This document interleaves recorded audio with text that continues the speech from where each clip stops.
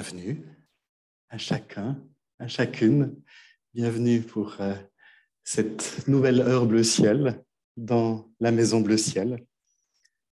Nous sommes venus pour laisser résonner en nous l'appel de l'infini. Il y a en nous un désir sans fin d'infini, un désir de se laisser habiter par sa présence. Bienvenue donc à vous qui êtes ici et à vous qui êtes là avec nous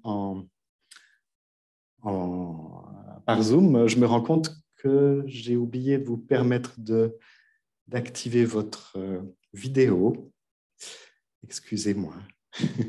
Voilà, donc à partir de maintenant, vous pouvez activer votre vidéo de manière à ce qu'on vous voit. Voilà, merci. Bonjour Claire-Anne et bonjour à tous les autres qui sont là avec nous aussi à distance.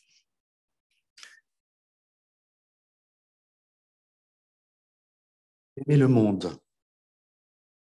Peut-être que vous avez sursauté en découvrant ce titre. Aimer le monde sans même un point d'interrogation, sans même une pointe d'hésitation.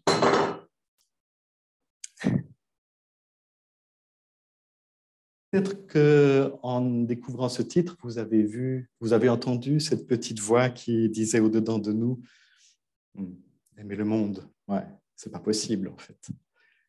On ne peut pas aimer le monde. Pas, en tout cas, avec ce qu'il nous fait vivre actuellement. Il y a trop de problèmes, trop de guerres, trop de maladies, trop de violence. Et est-ce qu'on peut vraiment aimer tout le monde ? Aimer le monde, c'est donc un titre un peu neuneux, un peu bisounours peut-être, peut-être aussi un peu pensée positive, ou alors une histoire de morale chrétienne qui veut nous commander d'aimer ce qu'on n'a pas envie ou ceux qu'on n'a pas envie du tout d'aimer. Et pourtant, vous êtes là, nous sommes là pour explorer ce thème. Peut-être que vous êtes curieux de savoir qu'est-ce que j'ai pensé derrière ce titre.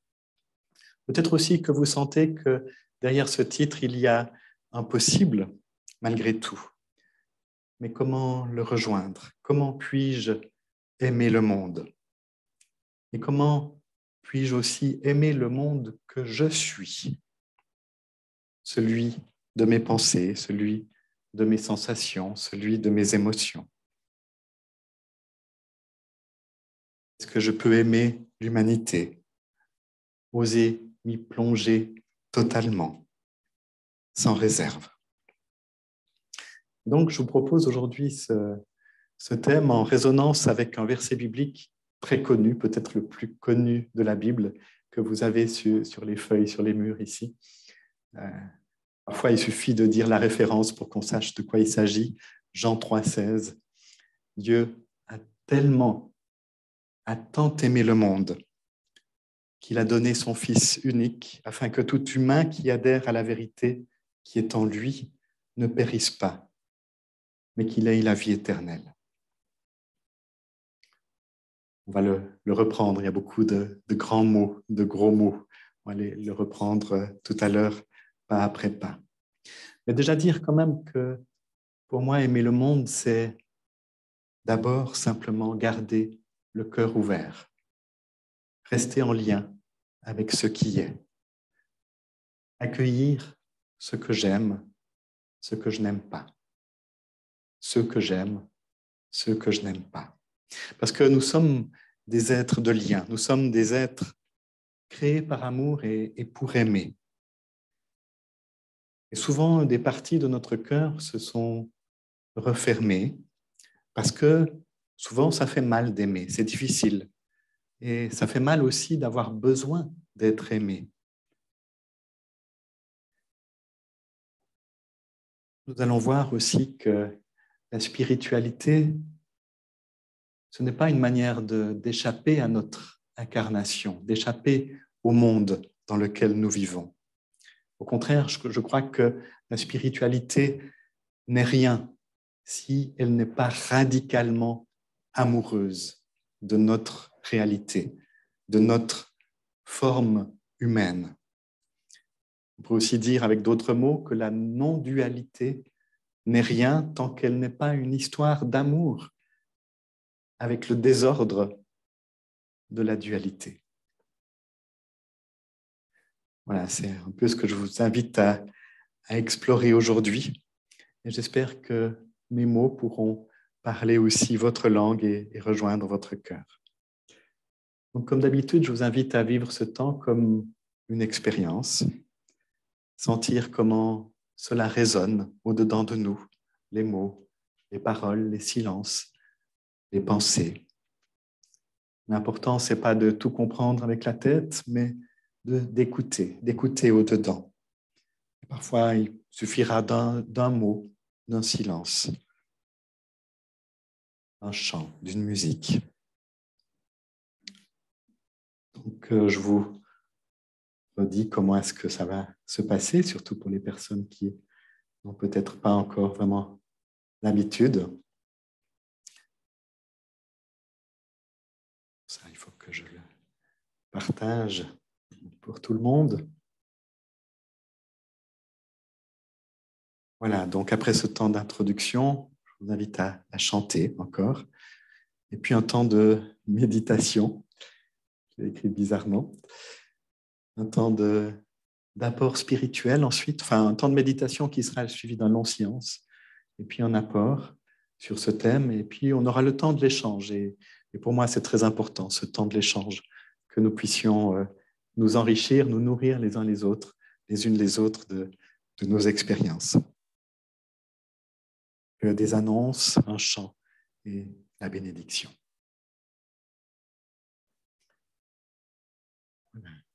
Donc nous allons entrer dans ce déroulement avec un chant a cappella. Yeshua, Yeshua, Yeshua, dans le souffle et la vigilance. Yeshua, Yeshua, Yeshua, demeurer dans ta présence. Yeshua, Yeshua, Yeshua, dans le souffle et vigilant. Yeshua, Yeshua, Yeshua, demeurer dans ta présence.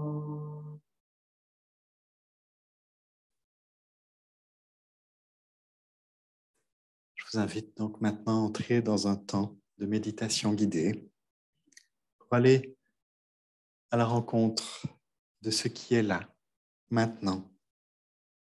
Peut-être qu'en faisant cela, nous découvrirons une trace de cette présence qui nous attend au-dedans de nous, une trace de cet amour par qui tout existe et qui traverse toute chose et tout être.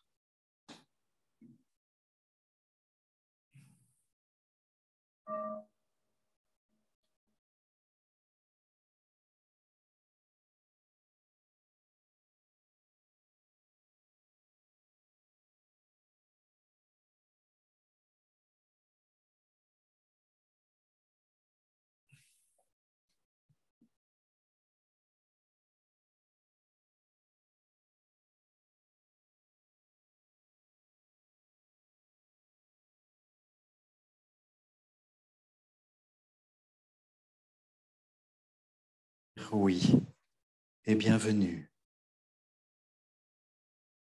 à ce qui se manifeste maintenant autour de moi et en moi.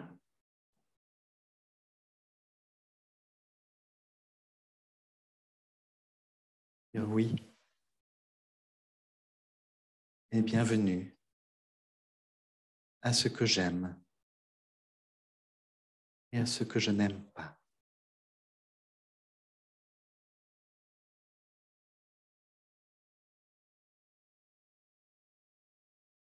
Et oui, et bienvenue, où je peux le faire maintenant, sans que mon cœur ne se ferme, se crispe.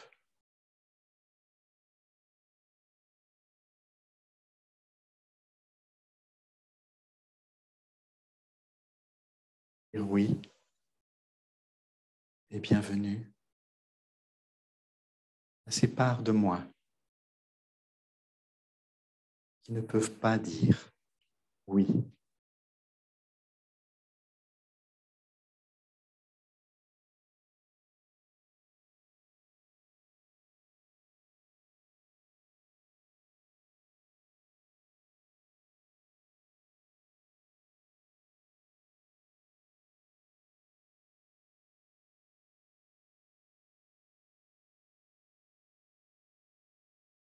Bienvenue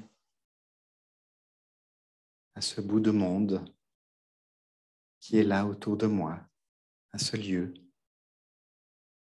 où je suis maintenant.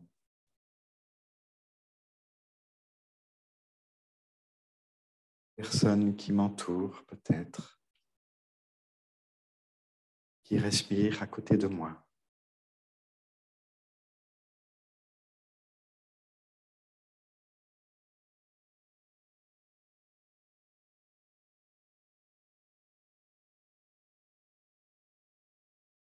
Bienvenue à ces bruits,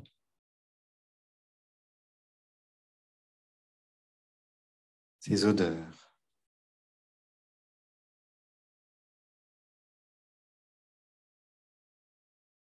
sensations.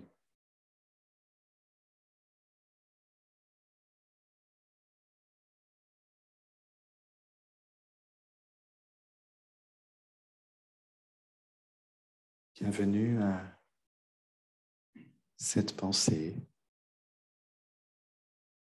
la suivante.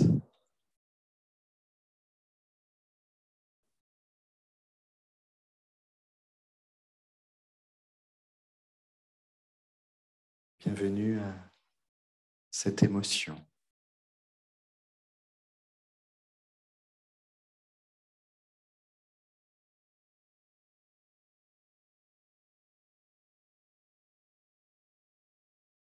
Chaque fois que je dis bienvenue au-dedans de moi, inspirez.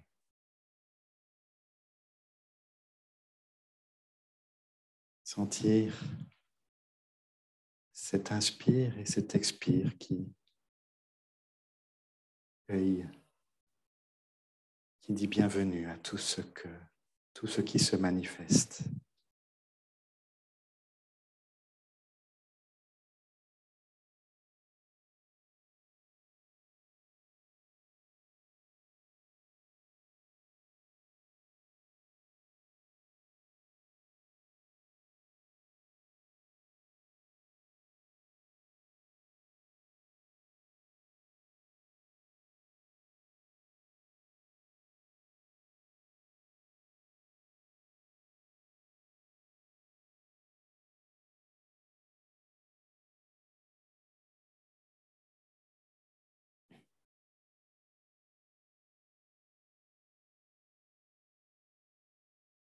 À ce mot aimer.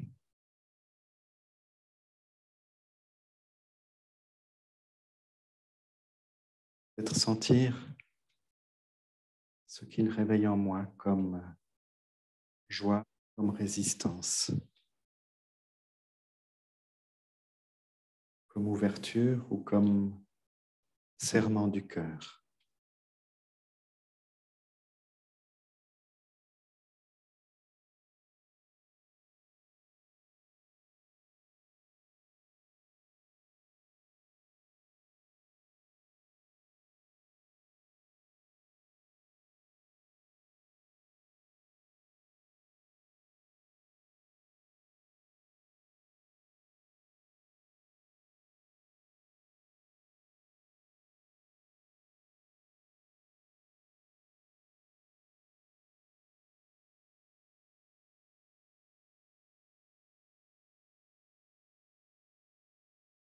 Corps laissé. Je suis aimé. Vie par l'infini.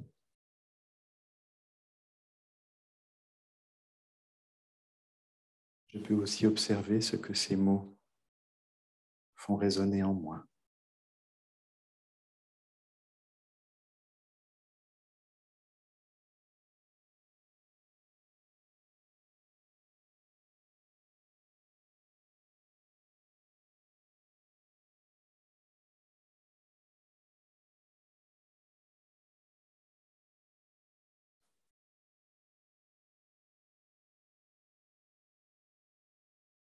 Silence. Je reste ces mots. Aimé. Je suis aimé.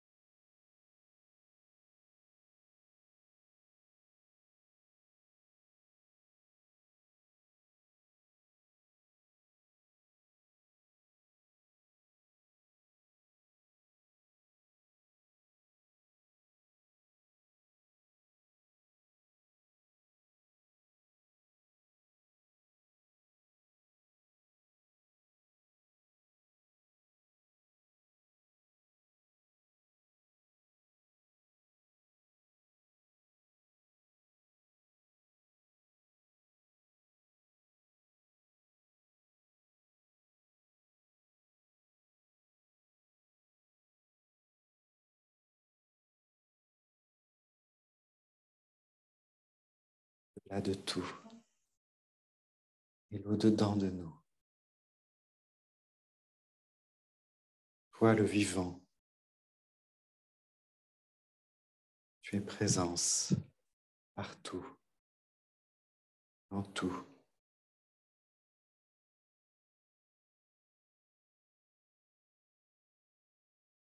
Avant chacune de nos respirations, tu nous as aimés.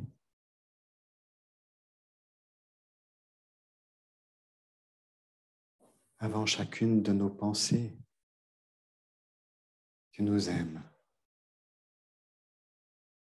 Tu te réjouis de nos vies. Et de la vie de tout le créé.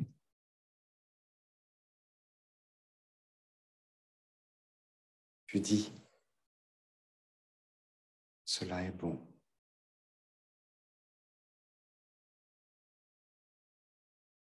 Amen.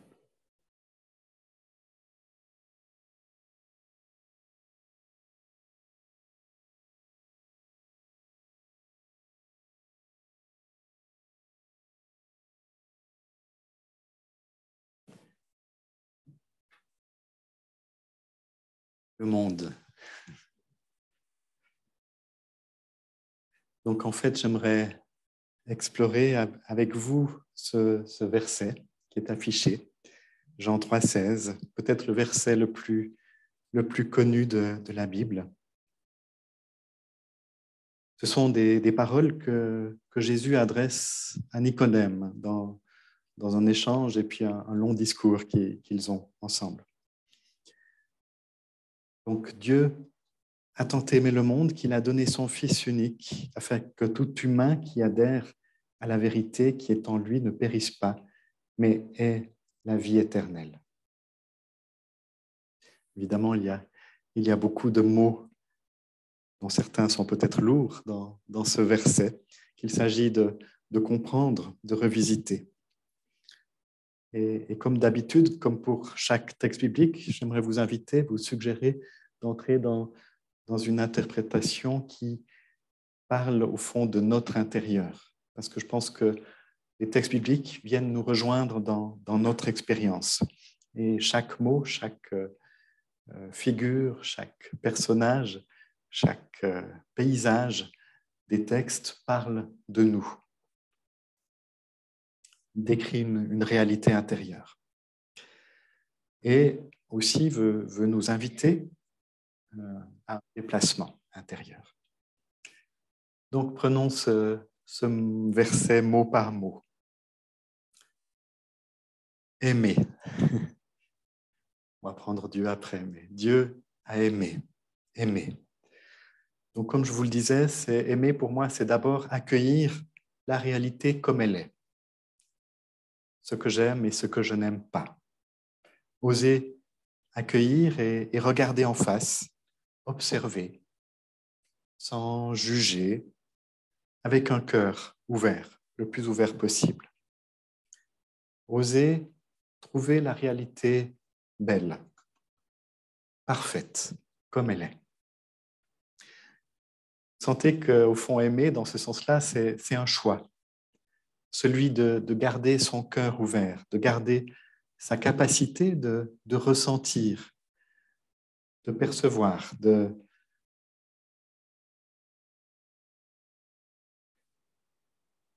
Aimer, c'est rester connecté avec ce qui est, avec le vivant. Et c'est poser un grand oui à tout ce qui est.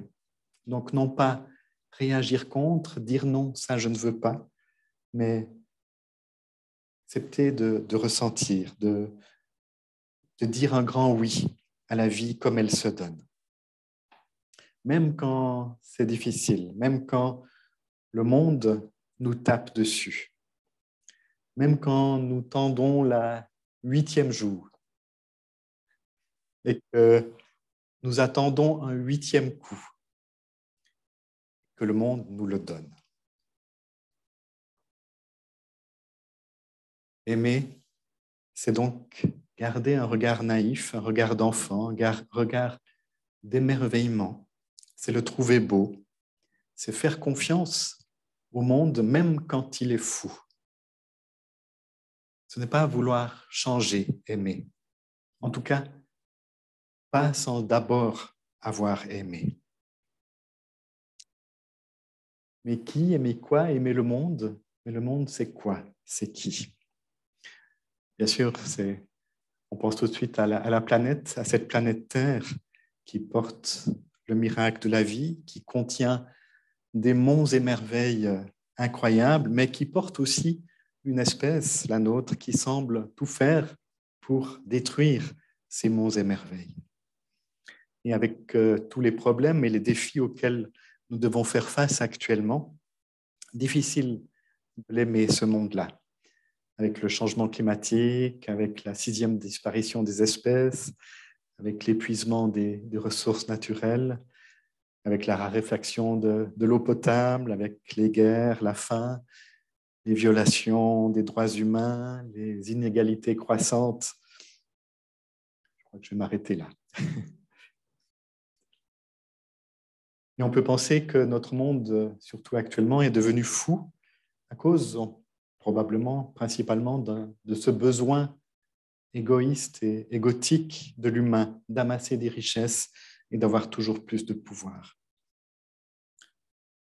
Et face à toutes ces réalités douloureuses dont nous avons l'écho par les informations et que nous pouvons aussi voir avec nos propres yeux, nous faisons de notre mieux pour ne pas fermer les yeux, pour ne pas détourner le regard. Mais c'est difficile d'aimer le monde avec tout ce qu'il nous fait vivre actuellement. Et parfois, peut-être qu'en n'entendant que cette partie de l'information, en ne voyant que ces éléments dramatiques, on ne voit plus tous ces hommes et ces femmes qui s'engagent aussi, qui donnent parfois de leur vie pour prendre soin des plus petits, pour protéger la nature, pour dénoncer tous les abus. On ne voit plus aussi tous ces jeunes qui se battent à leur niveau pour défendre la planète de tout leur être. On ne voit plus tous ces hommes, ces femmes, parfois humbles et discrets, qui gardent et qui continuent de garder un cœur ouvert, un regard large.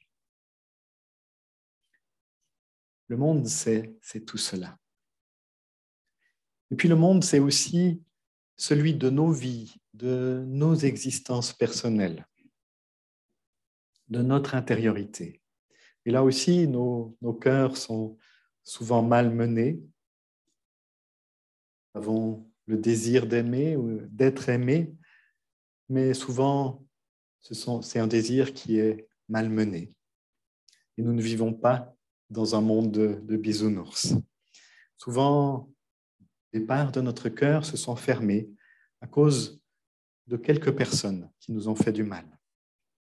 Et nous n'avons plus pu accueillir, entendre tous les autres qui nous voulaient du bien.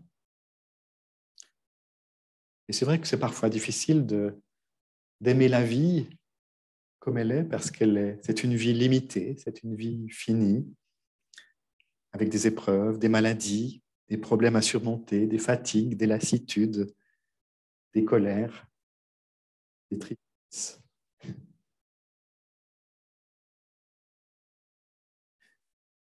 Mais voilà, donc on sent bien qu'au-dedans de nous, c'est un peu comme dans le monde extérieur, c'est aussi un monde souvent pétri de difficultés, de guerres entre différentes de nos parts, et qu'on a de la peine, autant on a de la peine à aimer le monde, autant on a de la peine à s'aimer soi-même, avec tout ce fatras de pensées, d'émotions, de douleurs qui nous constituent. Et pour l'évangile de Jean, celui qui a écrit ces paroles, le monde, c'est d'abord une expérience, en fait, celle de la dualité, de ce qui n'est pas un, mais deux, de ce qui est au fond déchiré, mais aussi limité, de ce qui n'est pas réconcilié en nous et autour de nous. En fait, le monde, c'est simplement l'expérience que je suis séparé de l'un. Je suis séparé de la source, séparé des autres, séparé de moi-même. Ou encore plus simplement, le monde, c'est l'expérience de ma finitude. Donc le monde, on pourrait dire, c'est l'espace du deux, alors que le royaume des cieux, c'est l'espace du un. L'évangéliste de Jean dit « Dieu a tant aimé le monde ». Il n'a pas dit « Dieu a tant aimé le royaume ». Dieu a tant aimé le monde. Une affirmation incroyable. Ça voudrait dire que la source infinie a une tendresse inouïe pour le fini.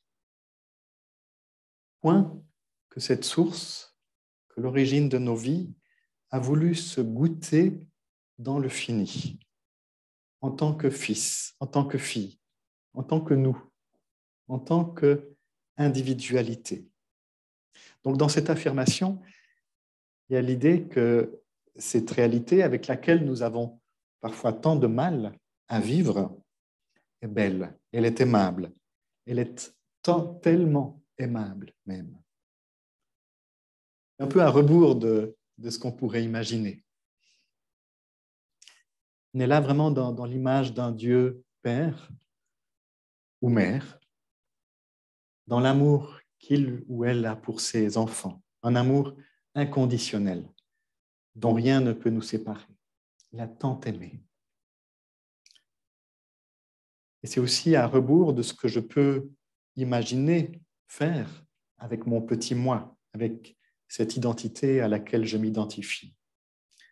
En fait, ce que Dieu fait là, peut-être que c'est impossible à faire à partir de mon petit moi, de mes pensées à moi, à partir de mes identifications personnelles. C'est pour cela que Jésus dit « Dieu a tant aimé ». C'est Dieu qui aime. Lui seul en est capable. Mais Dieu, c'est aussi ce lieu en moi. C'est aussi ce je suis en moi. Il habite au-dedans de moi. Donc la question est peut-être qui aime au-dedans de moi? Qui peut aimer? Peut-être que mon petit moi ne peut pas, mais peut-être que celui qui m'habite peut aimer en moi. Le Père en moi peut aimer le monde que je suis. La source de l'amour en moi peut accueillir tout ce qui est. Et ce que je vous dis là, c'est au fond une expérience à faire. Une expérience en fait toute simple, pas compliquée. C'est encore une expérience que j'ai faite cet été, je vous en avais déjà un peu parlé la dernière fois. Au début des vacances, il faisait très chaud, vous vous souvenez, et j'étais dans l'inconfort et j'étais en fait dans mon petit moi, dans mes inquiétudes, dans mes angoisses. Et je réagissais à partir d'elles. Et puis, j'ai commencé à lire un livre qui parlait du « je suis ». Et j'ai senti au-dedans de moi très vite comme un retournement, comme un déplacement intérieur. Ça s'est presque fait d'une minute à l'autre. Et ce qui était impossible à accepter, tout à coup, était possible, était acceptable. Ce qui n'était pas du tout agréable, c'était possible de l'accueillir, sans plus avoir peur, sans angoisse. Et je sentais que c'était un autre lieu en moi qui aimait, que c'était le Père, la source de vie, qui aimait en moi. Et que je pouvais, de ce fait-là, faire un avec la réalité. Je ne voulais plus m'en éloigner, essayer d'échapper à cette réalité, mais au contraire, je pouvais m'y plonger totalement. C'était comme un baptême, comme un plongeon résolu dans l'eau de la réalité comme elle est. Et je suis sûr que beaucoup d'entre vous ont déjà fait ce genre d'expérience, cette expérience de retournement, une expérience qui est à faire et à refaire. Peut-être, là, c'était avec simplement quelques lignes d'un livre, mais peut-être qu'avec, pour vous, c'est par une musique, par un texte, par un poème, par un film, par un temps de silence, lors d'une marche dans la nature. Ce sera bon de vous entendre tout à l'heure à ce sujet. Mais continuons avec ce verset. Dieu a tant aimé le monde, donc la source de vie en moi aime tellement se goûter dans le fini qu'elle a donné son Fils unique, son unifié. C'est-à-dire qu'elle nous a donné dans notre expérience, dans notre existence d'humain, fils et fille, de pouvoir vivre l'expérience de l'unique, qui est le propre de Dieu. De pouvoir vivre cette expérience de l'unité, de l'unification intérieure. Certains diront de la non-dualité au cœur de mon expérience de fils, c'est-à-dire au cœur de mon expérience du monde, au cœur de la dualité. Il s'est donné à goûter dans son unicité au cœur du monde. S'il n'y avait pas, au fond, cette expérience possible de l'unité à faire dans le monde, effectivement, nous ne serions que dans la dualité, que dans le fini, que dans le limité. Il y aurait quelque chose là de désespérant d'une certaine manière. Mais là, il y a une invitation à goûter la réalité à partir d'un autre endroit et à voir que la vérité n'est pas seulement le monde tel qu'on le voit. Ce n'est pas la dualité comme on le croit souvent. La vérité n'est pas le visible seulement que l'on voit avec nos yeux d'humain. La vérité, c'est qu'au cœur de notre dualité, de notre monde, il y a un infini, un, qui dort. Il y a du non-duel infini qui est caché au plus profond de notre réalité finie. Et c'est à cette vérité-là que nous sommes appelés, en tant que fils, en tant que filles, à adhérer. Tout humain qui adhère à la vérité qui est en lui. C'est sentir cela, cette unité qui nous sauve et qui fait qu'on peut toucher à la vie éternelle. Voilà, jusqu'au bout du verset, avec tous ces mots, je vous le redis en guise de résumé, selon ma compréhension. En nous, la source de vie a tellement aimé ce monde fini qu'elle a voulu se goûter en tant qu'enfant d'humanité. Et nous sommes là. Mais elle nous a donné de vivre cette réalité en tant que fils et filles uniques de l'humain, c'est-à-dire en tant que fils et filles unifiés, vivant l'expérience de l'unification, de la non-dualité, au cœur même de la dualité, de la déchirure du fini, au cœur même du monde. Ainsi donc, tout humain qui adhère à la vérité de cette unité qui est en lui ne périt pas dans le désespoir, mais goûte à la plénitude de la vie éternelle. Voilà. Je pense qu'il faut peut-être un petit peu de temps pour entrer dans ce que je vous propose. Hein. C'est une proposition, une suggestion. Donc, nous allons prendre le temps de l'échange et je suis très curieux de connaître vos expériences à ce sujet. Mais avant, je vous propose encore une dernière chose avant l'échange. J'aimerais vous permettre de vivre une expérience, celle de l'écoute d'un chant, et ça va peut-être vous surprendre, c'est celui de Linda Lemay. Ça va faire plaisir aux Québécois parmi nous. vous invite à voir comment Linda Lemay peut venir nous déplacer, nous faire réagir. C'est un chant qui s'appelle « Le monde ».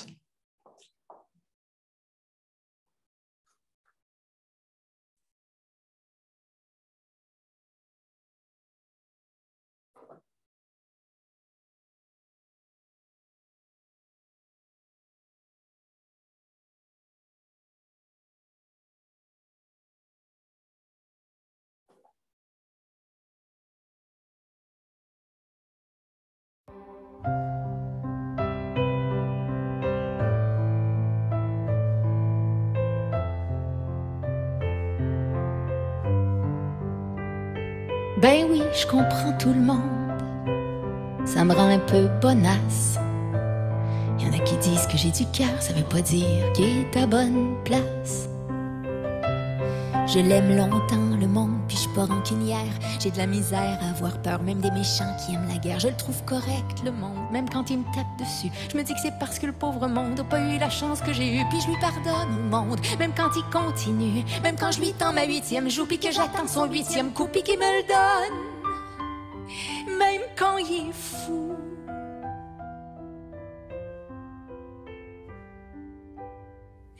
Il est fou.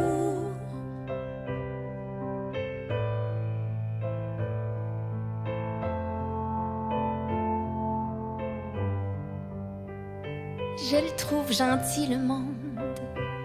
Que voulez-vous que je fasse? On dirait que je m'en rends pas compte qu'il y a un visage à deux faces. Je l'aime de toute mon âme, je suis là que je le trouve beau. Je le vois pas venir avec ses sabots pis ses petites cornes au-dessus du crâne. Je lui fais confiance au monde, je me dis qu'il y a un bon fond. Puis je l'accueille dans mon salon, puis dans mon corps quand ça donne. Je l'idéalise, le monde, ça fait que je veux pas le changer. S'il change pas au bout du compte, c'est peut-être à cause du monde comme moi qui s'abandonne. Les yeux fermés, les yeux fermés.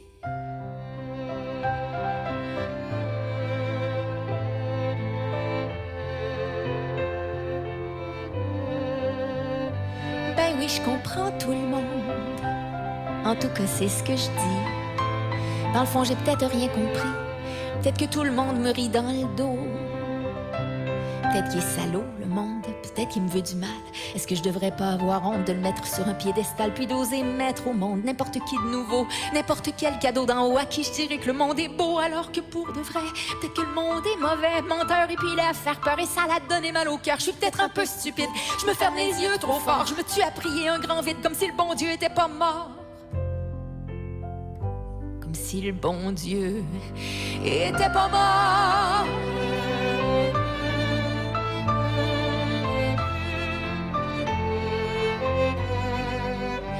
Je me tue à aimer le monde. Puis ça me tente pas de me tuer. Dans le fond, je lui ressemble au monde, je me reconnais dans son rire. Des fois, j'ai comme le ciel qui gronde, puis des éclats que je peux pas retenir. C'est ma famille, le monde, c'est ma sécurité. Même quand il m'arme avec ses bombes, puis qu'il m'apprend à exploser, je le trouve touchant, le monde. Je me dis qu'il va se calmer, qu'il va se laver les côtés sombres, puis qu'il va se remettre à briller, puis que le soleil va triompher.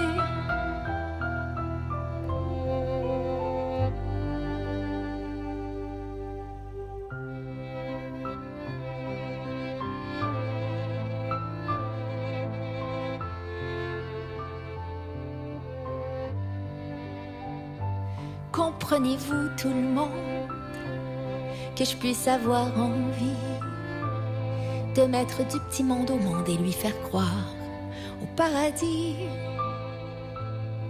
de mettre du petit monde au monde et lui faire croire au paradis.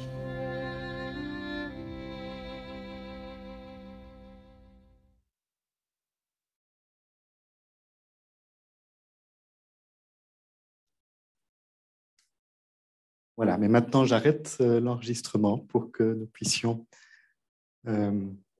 échanger librement.